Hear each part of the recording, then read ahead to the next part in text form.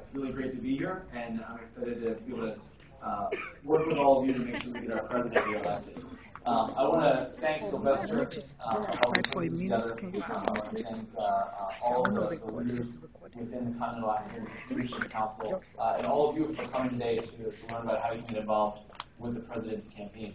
Just by a show of hands, how many people did something in 2008 to help get the president elected? Wonderful. Okay. Well, thank you for doing that. And the great thing is that there are a lot of people that it seems are coming back from having done it last time, but also some folks who may not have been involved in the last campaign. And as we're growing and doing a bigger campaign this time, we're excited to have you here. My name is Jason. I'm the state director for President Obama's campaign here in Maryland. And my goal is to make sure that we're doing everything we can here in our state to help get the president reelected, not just here, but all over.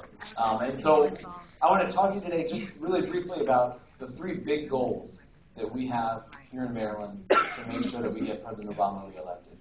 The first thing that we have to do in Maryland is to win big. The second thing is to build for the future. And the third is to help other states. And so let me go through those three things. Does anybody know how many points President Obama won the state of Maryland by in 2008? It was a lot. 26 points. We wiped the floor with the opponents in 2008 here in Maryland. We should all be really proud of that result. Our goal in Maryland has got to be, first and foremost, get the president reelected here.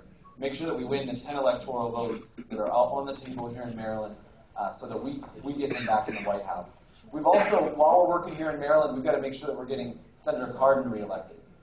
Senator Cardin was the first person that President Obama endorsed this year. He's the only senator that's been endorsed by the president for reelection.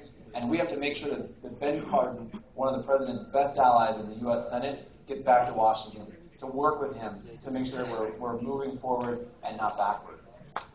We've got to make sure, absolutely. And we've also got to make sure that we get our local House representatives reelected. Steny Hoyer, Donna Edwards, John Sarbanes, Elijah Cummings. These are all people that need to be back in Washington working with the president. Because the Republicans are spending all their time doing nothing but attacking the president, trying to make him fail, trying to slow down the economy. I mean, the thing that scares them the most is the president doing really well. And the fact that the Republicans have said the number one issue for them is not getting people back to work, is not making sure that our children have a good education, is not making sure that people have access to health care. But the Republicans have said their number one goal is to make Barack Obama a one-term president. And our goal has to be to make him a two-term president. Because we know that we can get better education, better health care, better jobs for everybody if we get President Obama back for 4 more years. So we've got to make sure we're doing everything we can here in Maryland to win and to win big. We should be proud of the fact 261 days from now, when we wake up the day after the election and know that we did our part here in Maryland, he won our state, and we can be proud that day to walk around and know that we did what we could to make sure that he won here. Our second goal has got to be to build for the future. You were speaking about, where's the young woman who was just speaking? Oh, right here, I'm sorry. You were just speaking about, getting started now and building for the future. And we've absolutely got to do that. This is the last election that Barack Obama will ever be on the ballot. There's only one president in history who ever ran for an office after having been president. John Quincy Adams, in 1802, ran for Congress after having been president. I can stand here and tell you, I promise, Barack Obama is not running for Congress after he's been president for 8 years. So that means this is a big opportunity here. There are going to be millions of people who show up to vote just because Barack Obama is on the ballot. And there are going to be tens of thousands, if not hundreds of thousands, of volunteers who show up to vote just because Barack Obama is on the ballot, and they volunteer just because Barack Obama is on the ballot. And for this community in particular, this is the chance to really energize people and get them to not only show up and vote in November, but let's make sure they understand there's another election in 2 more years, and 2 more years after that, and 2 years after that, and getting involved in between elections. That's how we build a movement. That's how we enact change. It's one thing to make sure that people show up on election day, and thank you for that, and we've got to do that. But if you're not there the day after, and the day after that, then we're letting the other side win. And so this year, we're going to be really focused, not just on turning out those people that vote every 2 years, because we know they're going to be there. We've got to focus on those people that are unlikely to vote again. This is the last time we've got President Obama to rally behind and turn people out. And so particularly within this community, particularly within the young community, within the African American community, within the Latino community, those are groups that are going to show up in larger force this year. And we've got to make sure that we're talking to them about, we need your vote in November, but you've got to stay involved. Because we don't want to lose those people for life. You know, it's great if they vote once or twice for Barack Obama, but if they put together a pattern of going to vote every 2 years, always being involved in the political process, then our side wins. And we start to build a much bigger movement that goes far beyond the president. The president said at the night of his election, he said that the work has just begun, and this is not about me, this is about all of us and the movement that we're building. And this is our chance to really bring all communities together and say we're going to keep doing the work that the president started and that we've all been working on. And then our third big goal has got to be to go to other states. You know, as I said, we won Maryland by 26 points. I'm confident we're going to win Maryland again. I know that we can do it. And what we've got to do is we have to work in other states as well. How many people here know somebody in Virginia, or Pennsylvania, or Florida? Okay, New York. Everywhere, yeah. Sylvester knows somebody everywhere. I can't name a state that he hasn't been able to identify somebody in. But we've got to do our part here in Maryland, but we've got to help other states too. Assuming there's no traffic, which is a big assumption, we can be in Virginia in half an hour. That is a key swing state for the president. It is really hard for us to get 4 more years of Barack Obama without Virginia. If we don't get Virginia, it is really, really difficult for him to get reelected. It is one of those must-win states. So we here in Maryland have to do everything we can here, but then we've got to get in our cars. We've got to get on Metro. We've got to get in buses and head into Virginia and talk to voters there and say, look, I'm voting back home in Maryland. I'm supporting him there, but we need your vote here too. Your vote really counts. And there is a big, as you all know, and Sylvester's, we've been working on identifying, there's such a large growing continental African population, especially in Northern Virginia. And we've got to be able to go into that community and talk one-on-one. I'm not the right guy to do that. You are. And we've got to make sure one of our big goals, and Sylvester may have already mentioned this, Operation Vote is one of the things the president's campaign has launched. We all are part of that. Operation Vote is the goal of getting people to talk to other people just like them.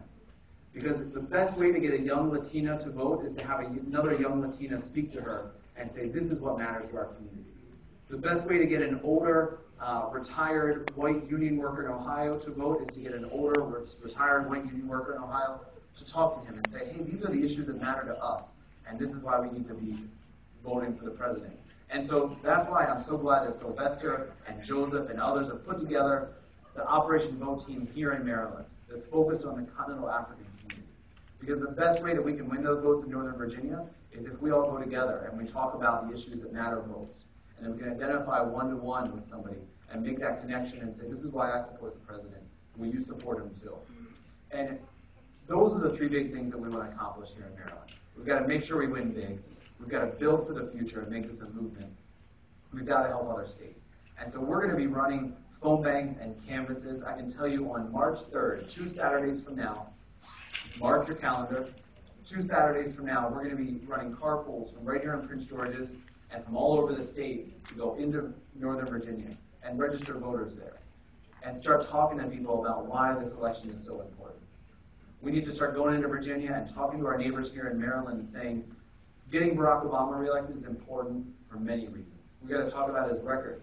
Passing health care reform is one of those things that is going to, decades from now, when our children and our grandchildren and their children start, when they read history, they're going to learn about the fact that President Obama passed health care reform that made it to where no person could be denied for a pre-existing condition, made it to where nobody could be kicked off for having hit the lifetime cap, who made it to where no young person is going to be without health insurance just because they can't find a job. The fact of the matter is, anybody who here knows somebody under the age of 26? Everyone, there you go, 3 of them, there you go. So this is for you. But the fact every person in America knows somebody is either under 26, has a kid that is, has a grandkid, has a niece, has a nephew. Barack Obama made it to where any person up to the age of 26 can be on their parents' health insurance. That is big. That is really big. I have a younger brother who right now, he's out of college. He worked like crazy to get a good education. He came out, it's a bad economy, he's struggling to find a job. He's still my parents' health insurance. He's not afraid that if something horrible happens to him, he's going to be in the poorhouse before he ever gets his first job. So we've got to make sure that we're talking about those things that are dramatically changing America for the better. We've got to talk about the fact that this president is fighting harder to put people back to work than any president has ever fought before. And yeah, the economy is still really tough, but it's getting better. We've had 23 straight months of job growth, the longest stretch in decades. And we've got to contrast that with the other side. And this is one of the things Sylvester asked me to talk about. You know, it is one thing to be really proud of the president, and I think this is a president who we all should be incredibly proud to call our president. But we've got to also contrast it with the other side. Mitt Romney, Newt Gingrich, Rick Santorum, Michelle Bachmann, Herman Cain, all of those, I'll be nice, all of those opponents, they are wrong for America. These people do not have our best interests at heart. And I don't mean our Continental Africa, I mean America's best interests at heart. Unless you're part of the 1%, they don't represent you. These are people that, you know, Mitt Romney is a man who made $250 million in the 80s and 90s, telling companies how to save a few dollars. And usually the answer was ship jobs to Mexico and ship them to China. Take jobs away from people working right here in America and ruin their families and their livelihood and their chance of ever sending their kid to school. The American dream is under assault by the Republicans right now. The reason that many of you probably came to this country, the reason that my Irish great-grandfather came to this country, Mitt Romney and the Republicans and the Tea Party, their goal is to take that away and to make it easier for that 1%. And we've got to contrast the fact that Mitt Romney is worth $250 million because he spent the 80s and 90s taking jobs away from Americans. And we've got Barack Obama waking up every day in the White House, and the first thing that he's focusing on is how do I put more Americans back to work? How do I make it easier for parents to send their kids to college? How do I make sure that if somebody gets sick, they're not in the hospital and can't pay their bills? How do I make sure that somebody that comes to this country has a pathway to citizenship, can make sure that they're getting the same chances in America as everybody else? How do I make sure that when companies are doing things that are hurting our environment, that we're able to respond to that? He's thinking about how do we make sure that people that are coming out of school have the best education that they can have, the education that everybody expects you get here in America, and the other guys aren't. And so our job is to be incredibly proud of the president, to do everything that we can here in Maryland, to win here, to build for a long future, to help make sure that we're helping our neighbor states, but also to make sure that we can contrast with the other side. Because we've made amazing history. Electing Barack Obama, I got started with Barack Obama five years ago today. 5 years ago yesterday. It was the first time that I did something for Barack Obama, February 17th of 2007. When everybody was still calling him Barack Obama, and nobody knew who he was. This has been a long road. And what we did on November 2nd, 2008, we all should be incredibly proud of. That is something that will go in the history books, and I think when we look back, it will be up there with the election of John F. Kennedy and Franklin Delano Roosevelt and Abraham Lincoln and George Washington. But what happens this November is more important. What happens this November is much more important. It is one thing to make history and get Barack Obama elected, to get the first black president elected, to get somebody who everybody said had no shot at getting elected. That was history. But the bigger history is saying we want him back for 4 more years. And that is what we don't want our children or our grandchildren or their children to read in the history books, yeah, this guy Barack Obama got elected in 2008, but 4 years later, the Republicans came in and swept him out. That was a blip. That was an accident. That wasn't supposed to happen. What we want is for them to read that in 2008, Barack Obama got elected, and that made history. And then 4 years later, Americans came together from every walk of life and said, this man is the man that we need leading our country for 4 more years. And that it ushered in a wave of American history that led us to prosperity, and it made sure that everybody had a chance to achieve the American dream. And so that's what I'm asking you to do today. Make sure that the next 261 days, every day, spend a little bit of time thinking about what can I do? Who can I talk to? How can I make sure that what I'm doing today helps get our president back for 4 more years? And together, with people in the room here today, with the Women for Obama event that's in Howard County today, with the Southern Maryland for Obama event in Prince Frederick today, down in Fowler County, with the thousands of events that are happening around the country. Together, we're going to make history. So thank you all for what you're doing. Thank you, Sylvester, and thank you for having me today.